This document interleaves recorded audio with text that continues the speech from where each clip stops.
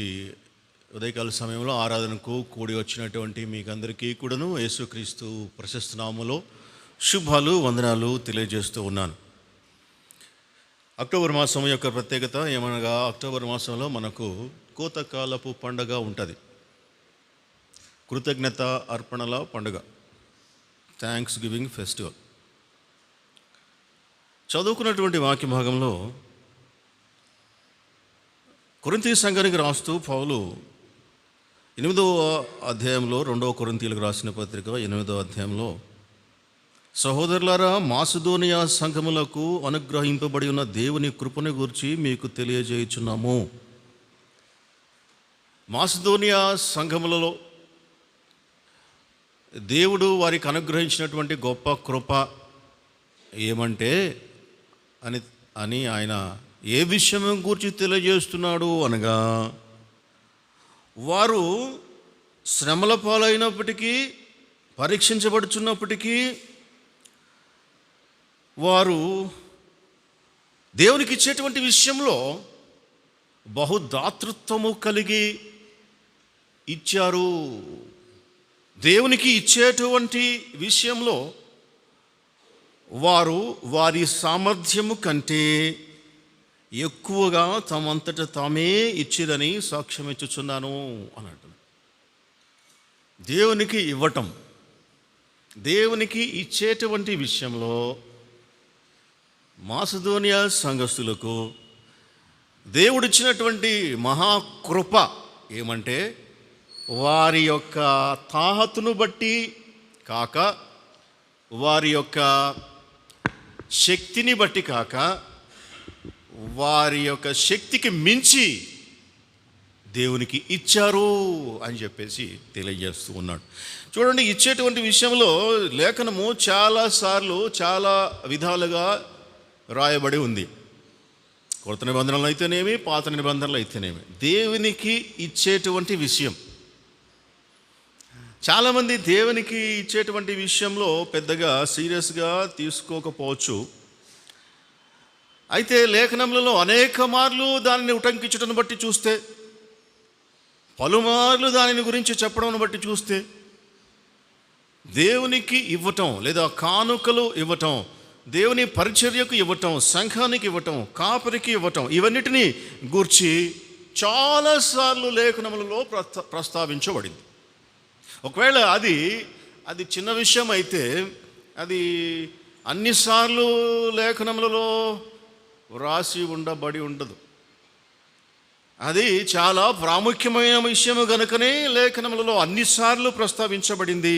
పరిశుద్ధాత్మ దేవుడు అన్నిసార్లు అన్ని విధాలుగా మనకు రాయించి ఉంచాడు. దేవునికి ఇవ్వటం అనేటువంటిది ఆత్మ సంబంధమైనటువంటి ఒక ప్రక్రియ. అది మామూలుగా ఏదో వచ్చామని ఇస్తున్నామని కాదు, ఇవ్వాలి కాబట్టి ఇస్తున్నామని కానీ అంతకన్నా కాదు. దేవునికి ఇవ్వటం అనేటువంటిది అది ఒక పారమార్థికమైనటువంటి ప్రక్రియ, ఆత్మ సంబంధమైనటువంటి ప్రక్రియ.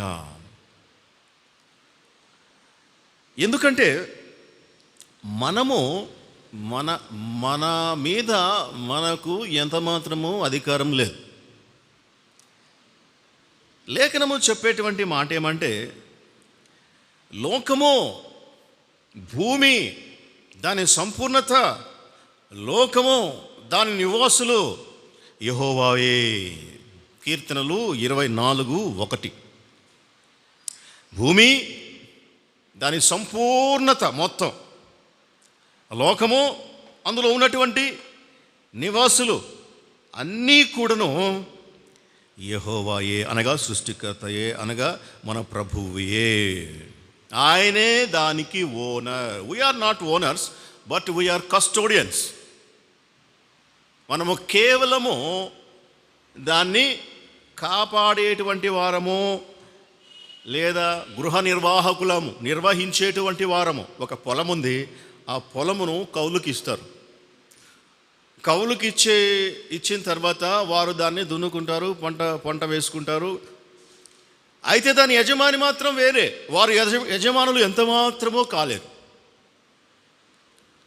ఆ పొలం పైన వారికి ఎంత మాత్రమూ కూడా హక్కు ఉండదు. వారు దున్నొచ్చు, పంట వేయచ్చు, కోసుకోవచ్చు. అయితే ఓనర్ వచ్చేసి వేరే. మనం కూడా అంతే.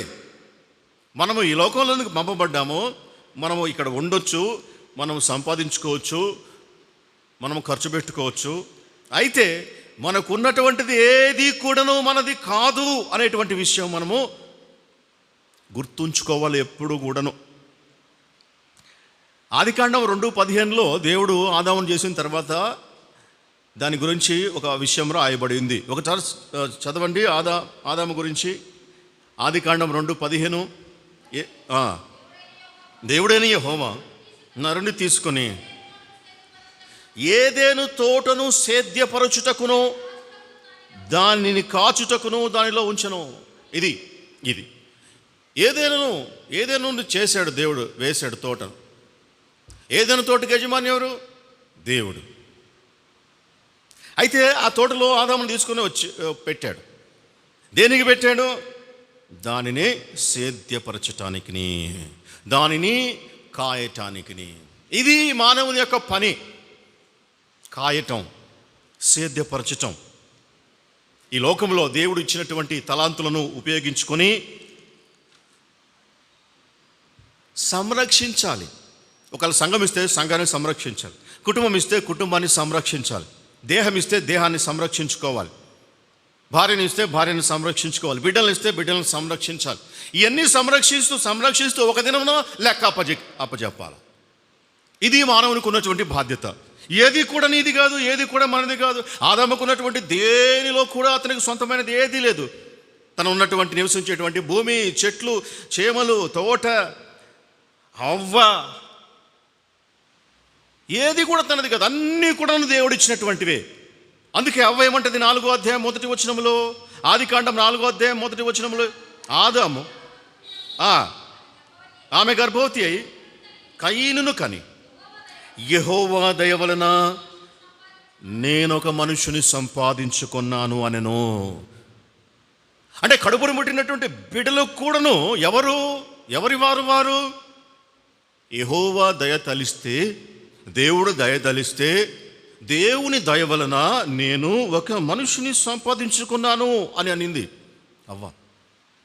అందుకే 127వ కీర్తనలో బిడ్డల గురించి ఏమి రాయబడింది లేఖనము? గర్భఫలము యెహోవా ఇచ్చే బహుమానము. దేవుడిచ్చేటువంటి బహుమానం పిల్లలు.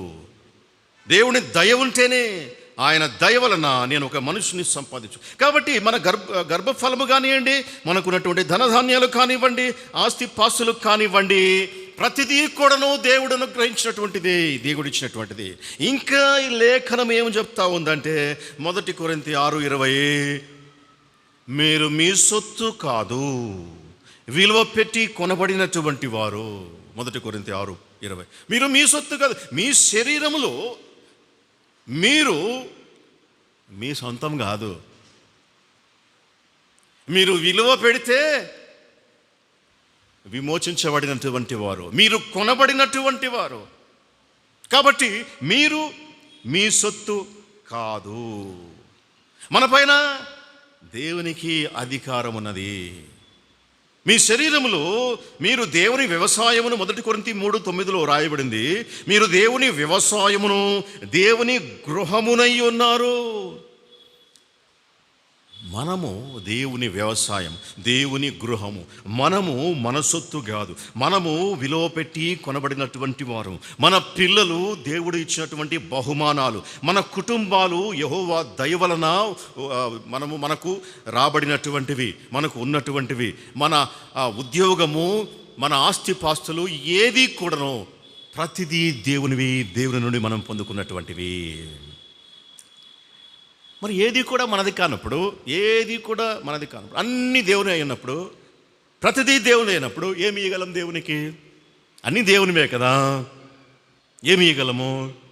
అయితే దేవుడు ఏమంటున్నాడంటే మత్తయి 22:21 దేవునివి దేవునికి చెల్లించుడి అని అంటున్నాడు. మత్తయి 22:21 దేవునివి దేవునికి చెల్లించుడి. ఇదేంది? అన్నీ దేవునివే కదా. అన్నీ దేవునివైనప్పుడు దేవునికి ఏమని చెల్లించాలా? 116వ కీర్తనలో ప్రతి వారం మనం చదువుకుంటాం. 116వ కీర్తన 12వ వచనం. యెహోవా నాకు చేసిన అన్నిటికీ నేను ఆయనకి ఏమి చెల్లించుదును? దేవుడు నాకు చేసిన ఉపకారాలకి నేను ఏమిచ్చి ఆయన రుణమును చెల్లింపగలను? అది సాధ్యమయ్యేదేనా? అన్నీ ఆయన అయినప్పుడు ఏమి ఇచ్చి ఆయన రుణమును చెల్లింపగలము? ఆయన చేసినటువంటి మేళ్లకు తిరిగి ప్రతిఫలము ఆయనకు ఏమి ఇవ్వగలము? ఏమీ చెల్లించలేము. ఫలాన్ని చెల్లిస్తే దేవుని యొక్క రుణం తీరుతుంది అని చెప్పలేం. అయితే ఏం చేయమంటాడు? మనము ఏమేమి ఇస్తే సరిపోద్దంటాడు. అందుకే ఇవ్వటమును గురించి మనం ముందుగా చెప్పుకునేటువంటి మాట, ఇవ్వటం ఆత్మీయమైనటువంటి విషయం. అందులో మొదటిది దేవునికి ఇవ్వటం అనేటువంటిది దేవుని ఆరాధించటం. ఇవ్వటం అనేటువంటిది ఆరాధించటం. దేవుని ఆరాధించటంలో ఇవ్వటం అనేటువంటిది ఒక అంశమై ఉన్నది. అందుకోసం దేవునికి ఇవ్వాలి. కీర్తనాకారుడు కింద అంటాడు, నేను ఏమిచ్చి ఆయన రుణం చెల్లించగలను? రక్షణ పాత్రను చేతబట్టుకుని ఆయన నామమున ప్రార్థన చేయగలను. రక్షణ పాత్రను చేతబట్టుకుని అంటే దేవుణ్ణి ప్రార్థించాలి, ఆరాధించాలి. ఏమి ఇవ్వగలం? ఇవ్వటం అనేటువంటిది ఆరాధించటంతోటి సమానం. ఒకవేళ మనము దేవునికి నేనేదో ఇస్తున్నాను అని ఎవరైనా అనుకున్నట్లయితే, దేవునికి అంత ఇస్తున్నాను ఇంత ఇస్తున్నాను అని దేవునికి ఇస్తున్నాను అనేటువంటి ఉద్దేశంతో ఎవరైనా ఉన్నట్లయితే, లేదా ఎవరైనా అతిశయపడినట్లయితే, లేఖనము ఇలాగున సెలవిస్తూ ఉంది. కీర్తనల గ్రంథం 50వ కీర్తన 9వ వచనం నుండి చదవండి. 50వ కీర్తన 9వ వచనం నుండి చదవండి. ఒకవేళ దేవునికి నేనేదో ఇస్తున్నాను అని ఎవరైనా అతిశయపడినట్లయితే చదవండి. కోడినైనను నీ మందలో నుండి తీసుకొనను, అడవి మృగముల నీవు కొండల మీది పశువుల నీవు నావే కదా. కొండలలోని పక్షులన్నింటినీ నేను ఎరుగుదును, పొలములలో పశ్వాదులు నా అవసరమై ఉన్నవి. లోకమును దాని పరిపూర్ణతయు నావే.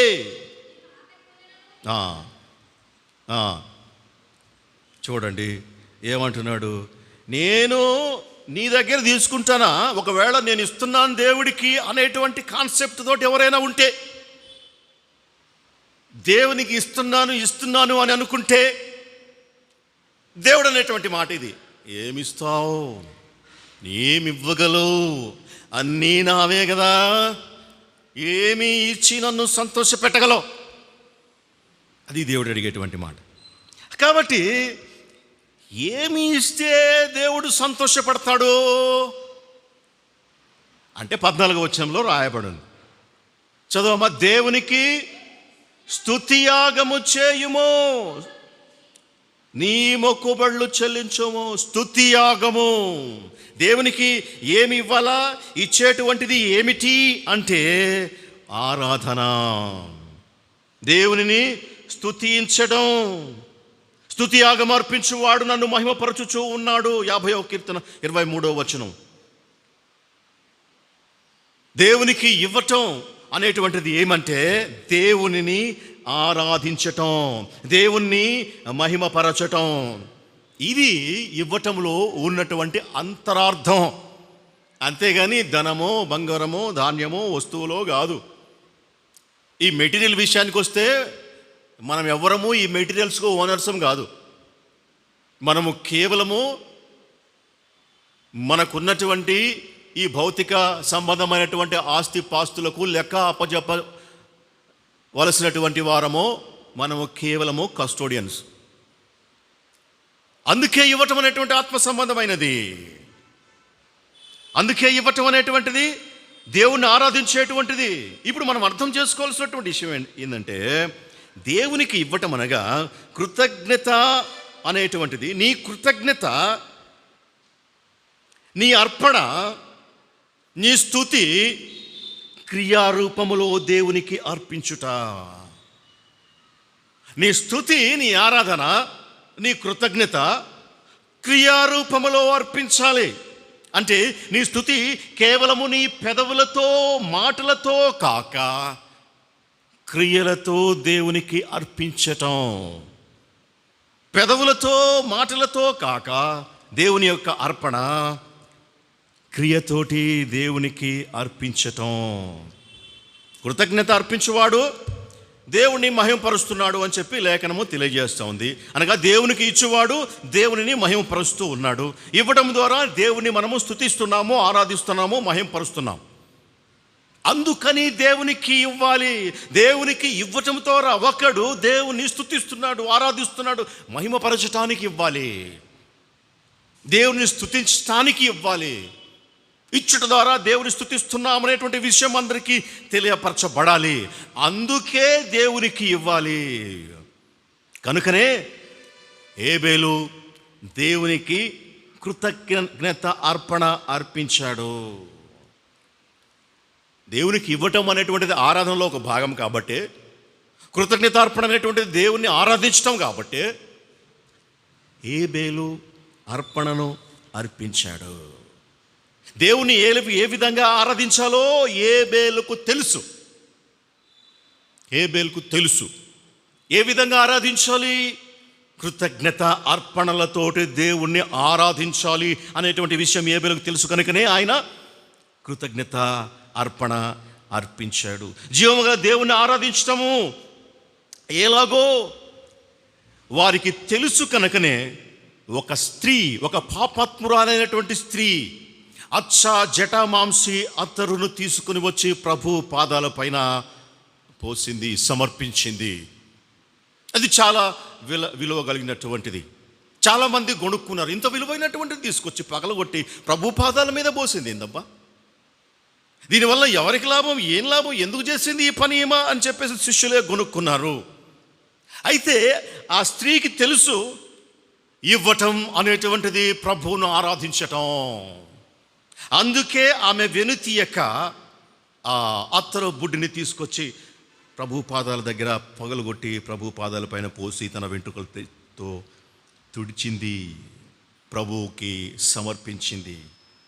దైవారాధనలో అర్పణ అనేటువంటిది ఒక భాగము. కనుకనే అబ్రహాము తన కుమారుని సైతం అర్పించుటకు సిద్ధపడ్డాడు. దేవుడు అబ్రహాముని తన కుమారుడిని తీసుకొచ్చి మొరయా పర్వతం మీద పైకి తీసుకొచ్చి నాకు బలి అని చెప్తాడు.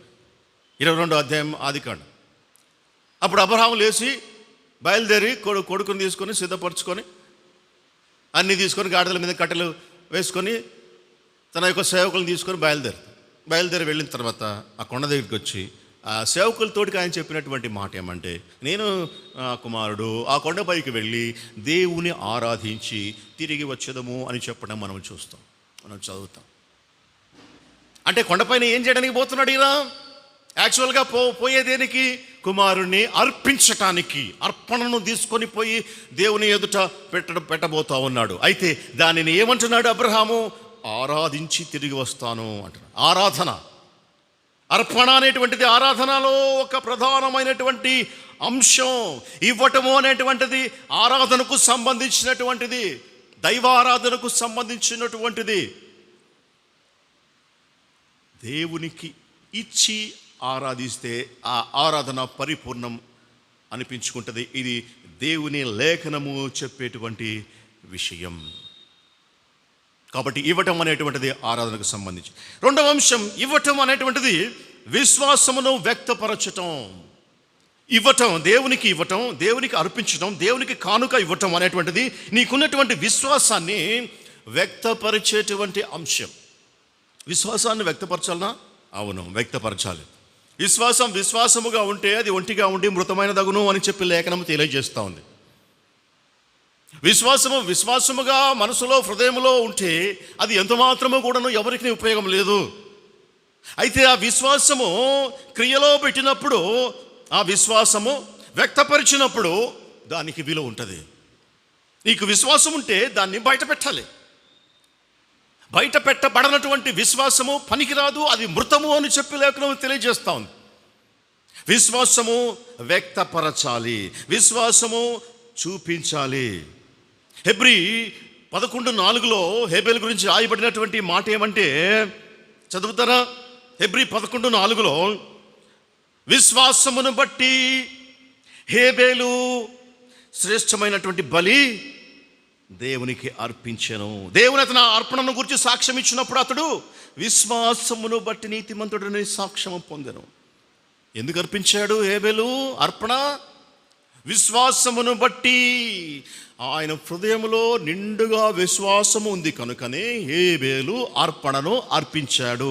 విశ్వాసం యొక్క పరిపూర్ణమైనటువంటి అవుట్పుట్ ఏమంటే దేవునికి అర్పించటం, దేవుని సేవకు ఇవ్వటం. విశ్వాసము యొక్క ఫైనల్ అవుట్పుట్ ఇవ్వటం, నీ యొక్క విశ్వాసాన్ని వ్యక్తపరిచేటువంటి ప్రక్రియ.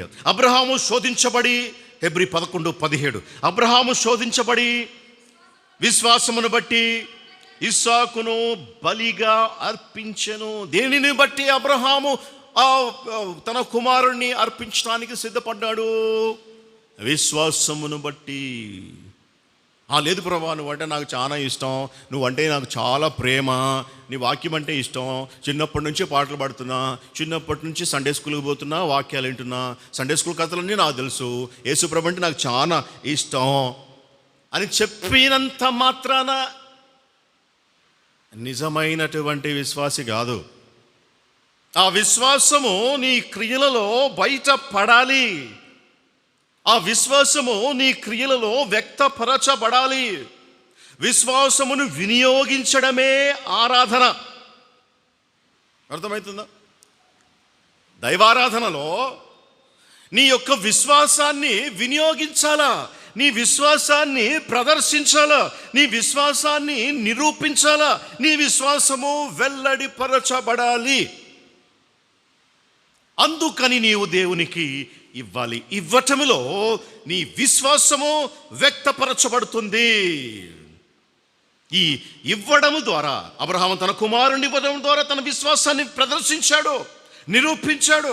హేబేలు శ్రేష్టమైనటువంటి బలి, కయీను కంటే శ్రేష్టమైనటువంటి బలిని అర్పించుట ద్వారా, ఇవ్వడం ద్వారా దేవుని పైన తనకున్నటువంటి విశ్వాసాన్ని ప్రదర్శించాడు, నిరూపించాడు. దేవుడు ఆయన అర్పణను అంగీకరించాడు. దేవుడు అబ్రహాము యొక్క అర్పణను అంగీకరించాడు, ఆ సిద్ధ మనస్సును అంగీకరించాడు. అందుకే దేవుడు అంటాడు, ఇందును బట్టి నీవు దేవునికి భయపడవాడు అని చెప్పి దేవుడు అబ్రహామును గురించి సాక్ష్యం ఇస్తాడు. ఇందును బట్టి దేవునికి అర్పించుటలో వెనుదీయకుండా ముందుకు వెళ్ళటం, దేవునికి ఇవ్వటంలో వెనుకకు పోకుండా ముందుకు వెళ్ళటం. తద్వారా తన విశ్వాసాన్ని మనందరి ముందు, అనగా ప్రపంచం ముందు అబ్రహాం బయట పెడతా ఉన్నాడు. వారు చేసినటువంటి క్రియ ద్వారా వారికి ఉన్న హృదయంలో ఉన్నటువంటి విశ్వాసాన్ని మన ముందు పెడుతూ ఉన్నారు భక్తులు. చూసారా? ఇవ్వడం ద్వారా ఆరాధించవచ్చు, దేవుని ఇవ్వడం ద్వారా మనకున్నటువంటి విశ్వాసాన్ని ప్రదర్శించవచ్చు. నువ్వు ఎంతగా దేవునికి ఇస్తున్నావంటే అంతగా దేవుణ్ణి ఆరాధిస్తున్నావని అర్థం. ఎంతగా ఇస్తున్నావు అంటే అంతగా విశ్వసిస్తున్నావని అర్థం. ఎంతగా అర్పిస్తే అంతగా నీ విశ్వాసమును వినియోగపరుస్తున్నావని అర్థం. అందుకని దేవునికి ఇవ్వాలి. విశ్వాసం ప్రదర్శించడం దేవునికి చాలా ఇష్టం. అందుకే ఆ స్త్రీని, అమ్మా నీ విశ్వాసము నిన్ను స్వస్థపరిచింది అని చెప్పాడు. ఆ రక్తస్రావ రోగముతోటి బాధపడేటువంటి ఆ స్త్రీ తన విశ్వాసాన్ని తన క్రియలలో పెట్టినప్పుడు ప్రభు ఆమెతో పలికినటువంటి మాట, అమ్మా నీ విశ్వాసము నిన్ను స్వస్థ. అంటే మనకున్నటువంటి విశ్వాసాన్ని బయట పెట్టడం దేవునికి ఇష్టం, దాన్ని చూపించడం దేవునికి ఇష్టం. విశ్వాసాన్ని బయట పెట్టేటువంటి ప్రక్రియలో దేవునికి ఇవ్వటం అనేటువంటిది ఒక మార్గం. ఈజీగా ఉంది కదా. మన విశ్వాసాన్ని బయటపెట్టేటువంటి మార్గం దేవునికి ఇవ్వటం ఈజీ. ఏదో యాగాలు చేయబని లేదు, ఏదో ఉపవాసాలు చేయబని లేదు, ఏదో చేయబని లేదు. విశ్వాసం ఉందా నీకు? నిజంగా నీకు విశ్వాసంతో ఉన్నావా? దేవునికి ఇస్తే విశ్వాసము ప్రదర్శింపబడుతుంది మనం ఇవ్వటంలో.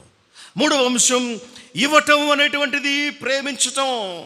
మొదటిది ఇవ్వటం అనేటువంటిది ఆరాధించటం దేవుణ్ణి. రెండవది ఇవ్వటం అనేటువంటిది దేవుణ్ణి విశ్వసించడం, మన విశ్వాసాన్ని ప్రదర్శించటం. మూడవది దేవుణ్ణి ప్రేమించటం. ఇవ్వడం అనేటువంటిది దేవుణ్ణి ప్రేమించటం. అసలు ఆజ్ఞలన్నిటిలోకల్లా ప్రధానమైనటువంటి ఆజ్ఞ, ఓ ఇశ్రాయేలు వినుము, నీ దేవుడు అద్వితీయ ప్రభు, నీ పూర్ణ ఆత్మతోటి, నీ పూర్ణ బలముతోటి, నీ పూర్ణ వివేకంతో నీ దేవుడైన యెహోవాను నీవు ప్రేమింపవలెను. ఇది ఆజ్ఞలో అన్నిటిలోకల్లా ప్రధానమైనటువంటి ఆజ్ఞ. ప్రేమించాలి. ఏ విధంగా ప్రేమిస్తావు? దేవుణ్ణి ఏ విధంగా ప్రేమిస్తావు? దేవుడు అంటాడు, ప్రభు అంటాడు, ఒకడు నన్ను ప్రేమించిన ఎడల నా ఆజ్ఞలను గైకొనును. ఒకడు దేవుని ఆజ్ఞలను గైకొన్నప్పుడు దేవుణ్ణి ప్రేమించేటువంటి వాడు అవుతాడు. అదొక రకమైనటువంటి విధానం దేవుణ్ణి ప్రేమించడంలో. ఇంకొకటి, దేవునికి ఇవ్వడము ద్వారా దేవుని పైన మనకున్నటువంటి విశ్వాసమును మాత్రమే కాదు, ప్రేమను కూడా నిరూపిస్తున్నాము. దేవునికి ఇవ్వడం ద్వారా ఆయన పైన ఉన్నటువంటి ప్రేమను బయట పెట్టడానికి అవకాశం ఉన్నది. దేవుడు లోకాన్ని ఎంతో ప్రేమించాడు. ప్రేమించినటువంటి దేవుడు ఏం చేశాడు? తన కుమారుణ్ణి లోకానికి ఇచ్చాడు. ఇవ్వటంలో ప్రేమ ఉన్నది. ఇవ్వటంలో ప్రేమను ప్రదర్శించవచ్చు. ఇవ్వకుండా నీ ప్రేమను ప్రదర్శించడం అనేటువంటిది అసాధ్యం, అసంభవం. ఇవ్వకుండా ప్రేమ ప్రదర్శింపబడదు. అవును, ప్రేమ ప్రదర్శింపబడాలనా? ఇందాకట్లాగానే విశ్వాసంలో, అవును ప్రేమ ప్రదర్శింపబడాలనా? ఆ లోపల ఉంటే, మనసులో ఉంటే కాదా? మనసులో ఉంటే ఉండొచ్చు ప్రేమ, మరి నాకెట్ట తెలియాలా? నీ మనసులో ప్రేమ ఉన్నదని, దేవుడి పైన నువ్వు అచంచలమైనటువంటి ప్రేమ కలిగి ఉన్నావని నాకెట్లా తెలియాలి? సమాజానికి ఎట్లా తెలియాలి? ఇందును బట్టి నీవు దేవుని ప్రేమించుచున్నావని చెప్పేసి, దేవుని యందు భయభక్తులు కలిగినటువంటి వాడవని, దేవుడు ఎందును బట్టి తన భక్తుల్ని మరి వారి గురించి స్టేట్మెంట్ ఇచ్చాడు. వెనుదీయకుండా అబ్రహాము తన కుమారుని ఇచ్చాడని, వెనుదీయకుండా అతరబుడ్డి సైతం తను పగలగొట్టిందని, వెనుదీయకుండా దేవునికి ఇష్టమైనటువంటి రీతిలో అర్పణను ఏబేలు అర్పించాడని, ఇవన్నీ కూడా అర్పణకు సంబంధించినటువంటివి, ఇచ్చేటువంటి దానికి సంబంధించినటువంటివి. ఇవ్వకుండా నీ ప్రేమ నిరూపితము కాదు. నువ్వు ప్రేమిస్తున్నాను దేవుడిని చెప్పినా అది అబద్ధం.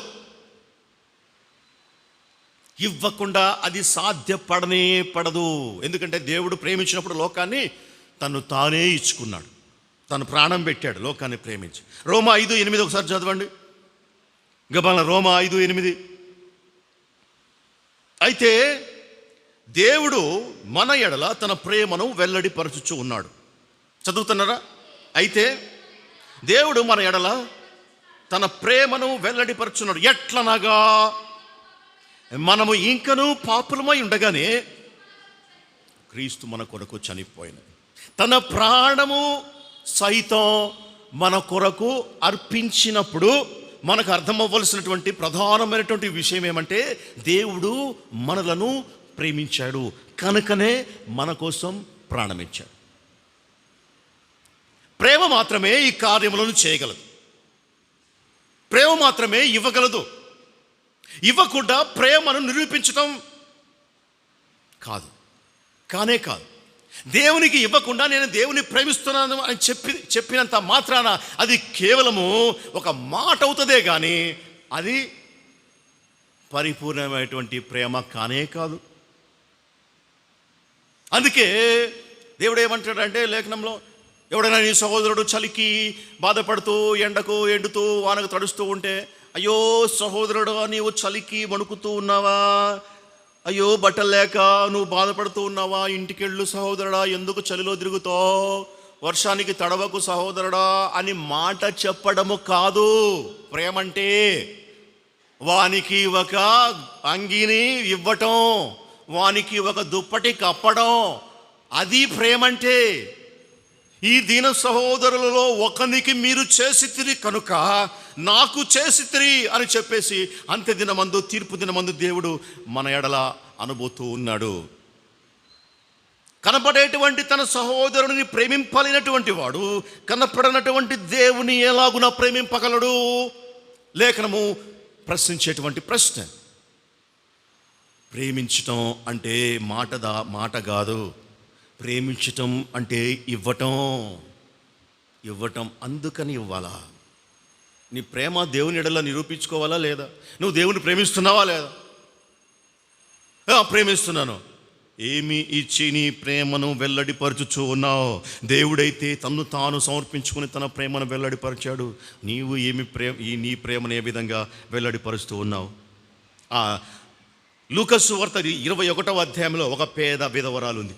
లూకా సువార్త 21వ అధ్యాయం. ఆ పేద విధవరాలు 2 కాసులు దేవునికి కానుకగా వేసింది. 2 కాసులు దేవునికి కానుక వేసింది. అయితే ప్రభు ఏమంటున్నాడంటే, అందరికంటే ఆమె ఎక్కువగా వేసెను, ఎక్కువగా దేవునికి సమర్పించింది అని అంటున్నాడు. ఎట్లా అవుతుంది ఎక్కువ? 2 కాసులు ఎక్కువ అవుతుందా? 2 కాసులు ఎక్కువ అవుతుంది. అక్కడ చూస్తే అక్కడ చాలామంది ధనవంతులు ఉన్నారు. కానుకల పెట్టెలో తమ కానుకలు వేయుచున్న ధనవంతులను ఆయన పారజూచను. ఒక పేద విధవరాలు 2 కాసులు అందులో వేయిచుండగా చూచి, ఈ పేద విధవరాలు అందరికంటే ఎక్కువ వేసినది మీతో నిజంగా చెప్పుచున్నాను, వారందరూ తమకు కలిగిన సమృద్ధిలో నుండి కానుకలు వేసిరి, కానీ ఈమె తన లేమిలో తనకు కలిగిన జీవనమంతయు వేసినని వారితో చెప్పెను. ఇది ప్రేమ అంటే. ఇది రిఫైన్డ్ ప్రేమ. ఇది ఎందుకంటే ధనవంతులు తమకు ఉన్న దాంట్లో కొంచెం తీసి, లేకుంటే సగం తీసి ఇచ్చారు. అది చాలా ఈజీ వారికి. అయితే ఈ పేద విధవరాలు తనకు ఉన్నది మొత్తం. అది హోల్నెస్ అంటే. ప్రేమ ఆ విధంగా పనిచేస్తుంది. ప్రేమ స్వప్రయోజనంను విచారించుకొనదు. ప్రేమ గురించి 13వ అధ్యాయం 1 కొరింథీయులకు రాసిన పత్రికలో ప్రేమ యొక్క క్వాలిటీస్ ఉన్నాయి.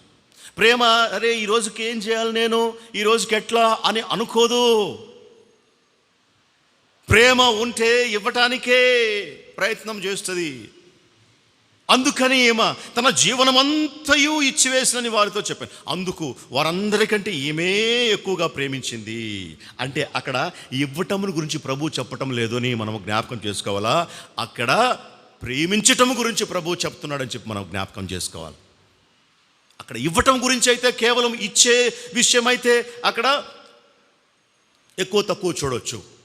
ఇచ్చేదంటే వారే ఎక్కువ ఇచ్చారనుకోవచ్చు. కానీ అది కేవలం ఇచ్చేటువంటి విషయం గురించి కాదు. ఆ ఇచ్చేదాని వెనకాల ఉన్నటువంటి ప్రేమను ప్రభు చూస్తూ ఉన్నాడు. కాబట్టి ఆమె నిండు హృదయంతో ప్రేమను కురంభరించి తన జీవనమంతయు తనకున్నదంతయు ఇచ్చివేసింది. కాబట్టి దేవుడు ఆమె ఎక్కువగా ఇచ్చింది అంటున్నాడు. ఆమె ఎక్కువగా ప్రేమించింది వీరందరికంటే. కాబట్టి ఇవ్వటం అనేటువంటిది దేవుని ప్రేమించటం. ఈ అతరబుడ్డితో తీసుకొచ్చి పగలగొట్టి ప్రభు పాదాల మీద అత్తరు పోసినటువంటి ఈ స్త్రీ విషయంలో చూస్తే, ఆ ఇంట్లో ఆ భోజనంకు పిలిచినటువంటి ఆ పరిసయ్యునితోటి ప్రభు మాట్లాడుతూ ఉన్నాడు. లూకా సువార్త 7:46-47. నీవు నూనెతో నా తల అంటలేదు, కానీ ఈమె నా పాదములకు అత్తరు పూసెను. చదువుతారా? ఆమె వచ్చిన దగ్గర నుంచి ఇంట్లోకి పిలిచావు కానీ నన్ను భోజనానికి, కానీ నువ్వు 43 నుంచి 40 చదువు. నీవు నన్ను ముద్దు పెట్టుకొనలేదు, నీవు నా కాళ్ళకు నీళ్ళు ఇయ్యలేదు, కానీ నేను లోపలికి వచ్చినప్పటి నుండి ఈమె నా పాదములు ముద్దు పెట్టుకునటం మానలేదు. నీవు నా తల నూనెతో అంటలేదు, కానీ ఈమె నా పాదములకు అత్తరు పూసెను. నువ్వు నన్ను గృహానికి పిలిచావు. ఆ రోజుల్లో ఇంట్లోకి ఎవరినన్నా అతిథులను భోజనానికి పిలిచినప్పుడు వాళ్ళ కాళ్ళు కడగడానికి నీళ్ళు ఇవ్వాలా, వారికి నూనె, తలకు నూనె అంటుతారు, వారి చేయి తీసుకుని ముద్దు పెట్టుకుంటారు. అయినా వాళ్ళ ట్రెడిషన్ అన్నమాట, వాళ్ళ యొక్క ఆచార వ్యవహారాలు. కానీ యేసుప్రభు వాళ్ళ ఇంట్లోకి వస్తే ఈయన ఇంటి యజమాని ఏం పట్టించుకోలేదంట, ఏం చేయలేదంట. వచ్చి కూర్చున్నాడు.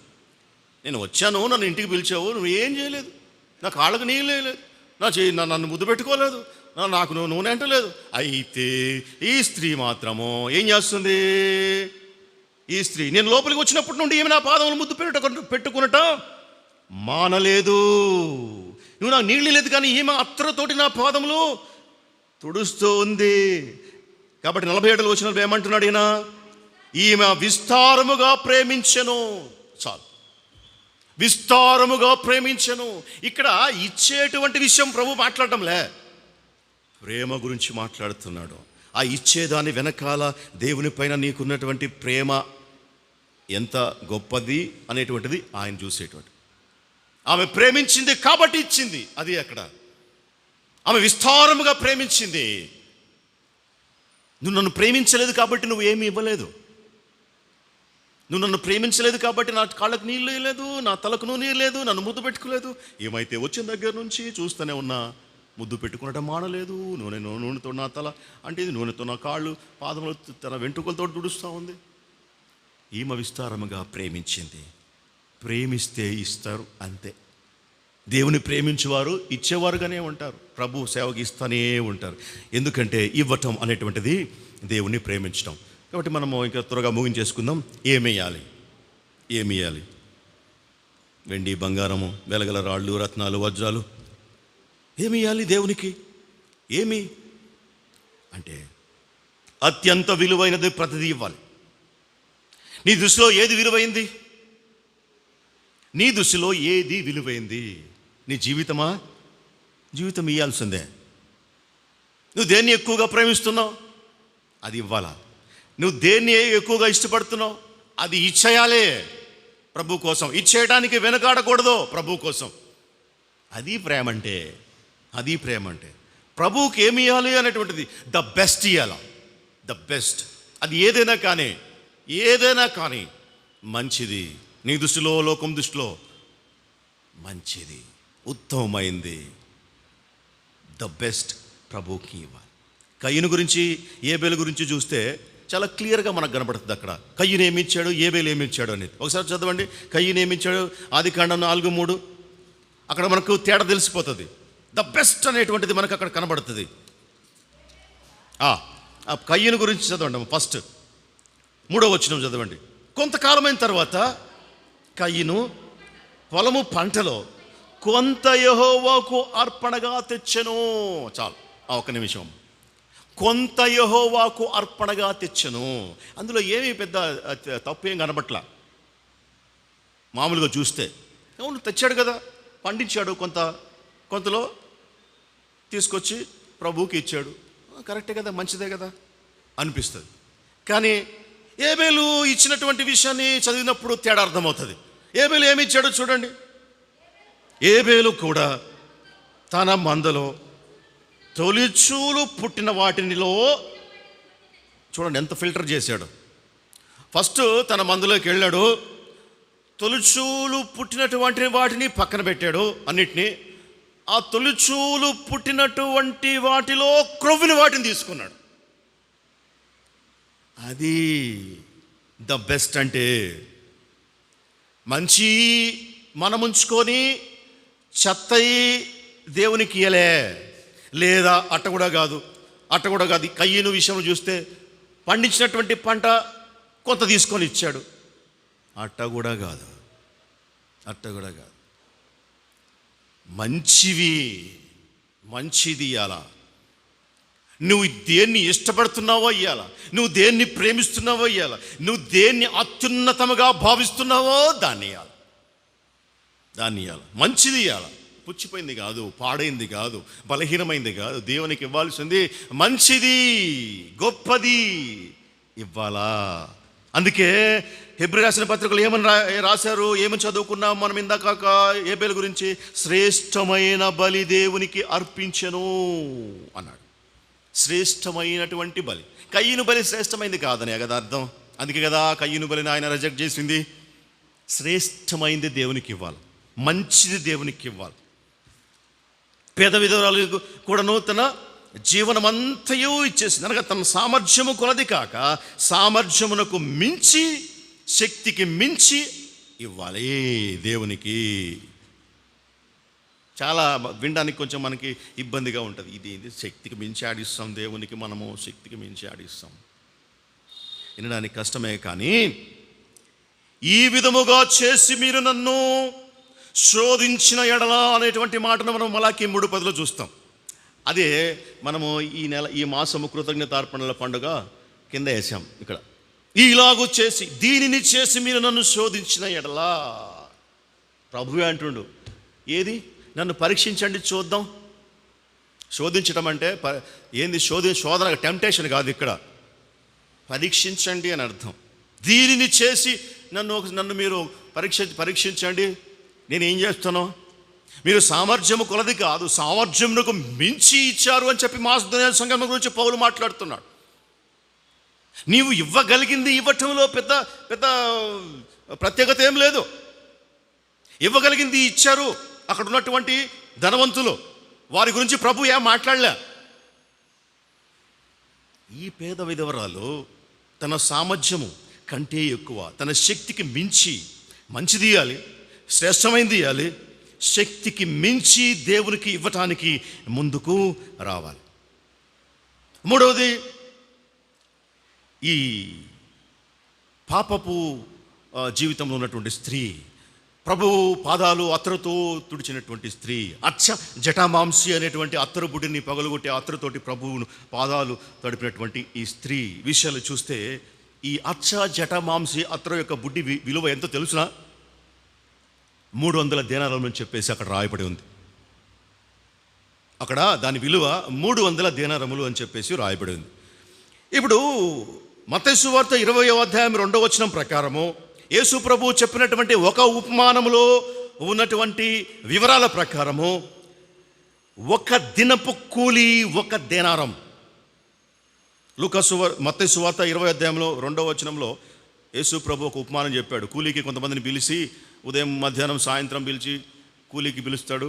ఆ పిలిచినటువంటి వారికి ఏమిస్తానని చెప్తాడు ప్రభు? దినమునకు 1 దేనారము వారికి వడంబడి అనేటువంటి మాట అక్కడ చూస్తాం. అంటే ఒక దినపు కూలి ఎంత? 1 దేనారం. ఒక దినపు కూలి 1 దేనారం. ఇక్కడ జటామాంసి అత్తరుబుడ్డి ఒక విలువ 300 దేనారములు. అంటే 300 దేనారములు అంటే 300 పని దినముల యొక్క కూలి వచ్చి ఆ అత్తరుబుడ్డి యొక్క విలువ. అంటే 1 సంవత్సరము కూలి ఆ అత్తరుబుడ్డి యొక్క విలువ. ఇక ఆలోచించండి, ఎంత ప్రభువుకి ఆమె ఇచ్చి ఉండొచ్చో అర్థం చేసుకోండి. 1 సంవత్సరము శాలరీ, 1 సంవత్సరము ఆదాయం, 1 సంవత్సరం జీతం మొత్తం పెడితే ఆ అత్తరు బుడ్డి వస్తుంది అన్నమాట. అది మొత్తం ఊరికినే పగలగొట్టేసింది ప్రభు పాదాలు లేక. అందుకే వాళ్ళ కోపం వచ్చింది.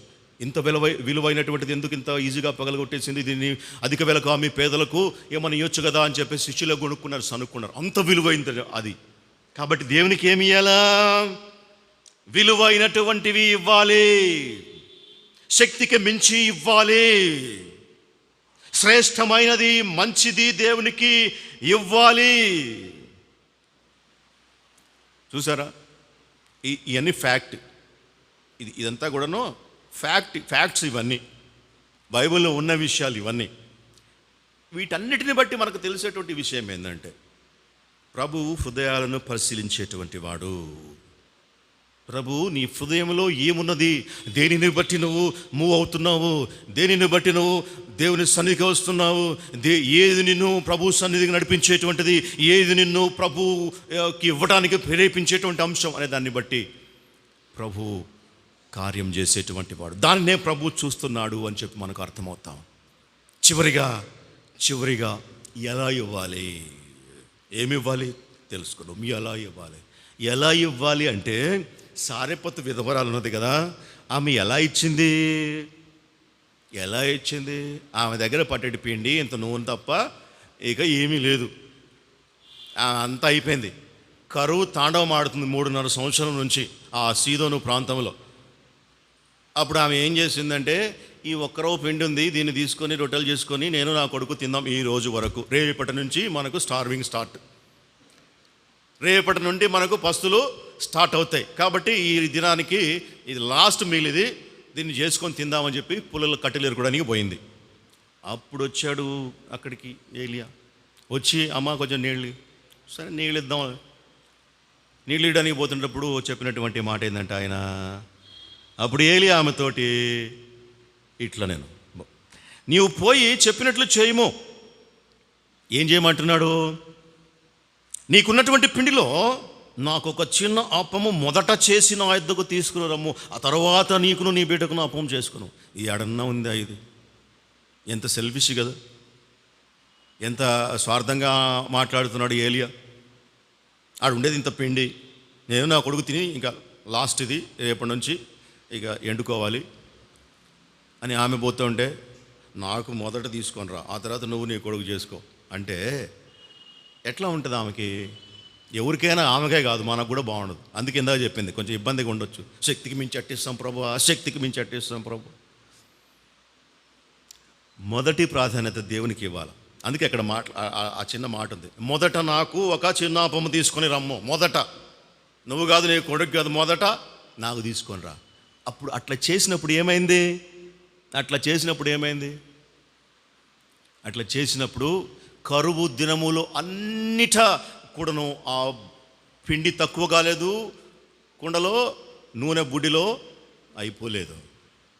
కరువును వాళ్ళు విజయవంతంగా దాటి పడేస్తారు. దేవునికి ఇచ్చినప్పుడు, మొదటగా దేవునికి ఇచ్చినప్పుడు, అంటే ఫస్ట్ ప్రయారిటీ ఎవరికి ఉండాలి? దేవునికి ఉండాలి. అప్పుడు ఆయన ఆకాశపు వాకిళ్ళు విప్పుతాడు. సామర్థ్యం కంటే ఎక్కువ, మొదటి ప్రాధాన్యత, మంచిది, శ్రేష్టమైంది, శక్తికి మించి విలువైంది, ఇవి ఇవ్వాల్సిన దేవునికి. ఇది చేసి నన్ను శోధించిన ఎడల అప్పుడు ఓపెన్ అవుతాయి. దేవుడు మాట ఇచ్చి నెరవేర్చేవాడే కానీ మర్చిపోయేవాడు కాదు, చేయకుండా మానేసేవాడు కానే కాదు. ఎందుకు ఆగిపోతున్నాయి అంటే ఇక్కడ ఈ పట్టిలో లోపం ఉందన్నమాట. మనం ఇప్పుడు చెప్పుకున్నాం కదా, ఏమి ఇవ్వాలి, ఎట్లా ఇవ్వాలి, ఎందుకు ఇవ్వాలి, ఇవి ఎక్కడో లోపం ఉంది. లోపభూయిష్టంగా మన యొక్క అర్పణలు దేవుని సన్నిధిలో పెడుతూ ఉన్నాం. అందుకే ఆ వాకిళ్ళు, ఆకాశపు వాకిళ్ళు ఓపెన్ కావట్లే. పట్టజాలనంత విస్తారమైనటువంటి ఆశీర్వాదాలు అన్నాడు అక్కడ, దీవెనలు అన్నాడు అక్కడ. అది జ్ఞాపకం చేసుకోవాలా. వజ్రాలు వైడూర్యాలు కురంబరిస్తా అని చెప్పలే. దీవెన, వజ్రం వైడూర్యం అనేటువంటిది మెటీరియల్ థింగ్. అది ఈ లోకంలో బ్రతుకున్నంత వరకే ఉపయోగపడుతుంది. చచ్చిపోతే దానివల్ల మనకి ఇంత కూడా ప్రయోజనం లేదు. అయితే దేవుని యొక్క దీవెన, ఆశీర్వాదం అవి పట్టజాలనంత ఆకాశం నుండి కురిస్తే శాశ్వతమైనటువంటిది దేవుని యొక్క ఆశీర్వాదం. యెహోవా నీవు ఆశీర్వాదించిన ఎడల అది ఎప్పటికీ ఆశీర్వదించబడే ఉండును, లేఖనం చెప్పేటువంటి మాట. ఎట్లా వస్తుంది ఆశీర్వాదం? ఎట్లా వస్తుంది? దేవునికి ముందు ప్రాధాన్యత ఇచ్చినప్పుడు, దేవుణ్ణి ఎక్కువగా ప్రేమించినప్పుడు, దేవుణ్ణి ఆరాధించినప్పుడు, మన విశ్వాసమును మనము బయట పెట్టినప్పుడు, మన విశ్వాసమును వాడినప్పుడు, వెల్లడి చేసినప్పుడు, అప్పుడు మాత్రమే ఆకాశపు వాకిళ్ళు ఓపెన్ అవుతాయి. విస్తారముగా ప్రభువుని ప్రేమించినప్పుడు. క్రీస్తునందు ప్రేమైనటువంటి దేవుని బిడ్డలారా, ఇవ్వడం అనేటువంటిది గొప్ప ఆశీర్వాదకరమైనటువంటి అంశం. లేఖనంలో చెప్పేటువంటి మాట, ప్రభువు లేనివాడు అని చెప్పి, ఆయన దగ్గర లేదని చెప్పి నిన్ను ఇవ్వమని అడగటం లేదు. ప్రభువు దగ్గర లేనిదంటూ ఏది లేదు. అయితే ఇవ్వటం ఎందుకు ఇమ్మంటున్నాడంటే మన కోసం, మన కుటుంబాల కోసం. దేవుని యొక్క ఆశీర్వాదాలకు ఒక కండిషన్ ఉంది. అవి ఇట్లా రావాలి అంటే నీ హృదయము బయటపడాలి, నీ ప్రేమ బయటపడాలి, నీ విశ్వాసం బయటపడాలి, ఓపెన్ కావాలి. అప్పుడు మాత్రమే అవి అక్కడి నుంచి ప్రయాణమై ఆకాశంలో నీకు వస్తాయి. అవి రాకుండా ఉంటున్నాయంటే ఇవి మూసిపెట్టుకుంటున్నావు. అందుకే అవి అక్కడి నుంచి రావట్లే. అందుకు ప్రభు అంటున్నాడు, ఇచ్చి చేసి శోధించిన ఎడల అప్పుడు ఆకాశము నుండి వస్తాయి. అట్టి కృప పరిశుద్ధాత్మ దేవుడు మనకందరికీ సమృద్ధిగా అనుగ్రహించునుగాక. ఆమేన్. ప్రార్థన చేసుకుందాం.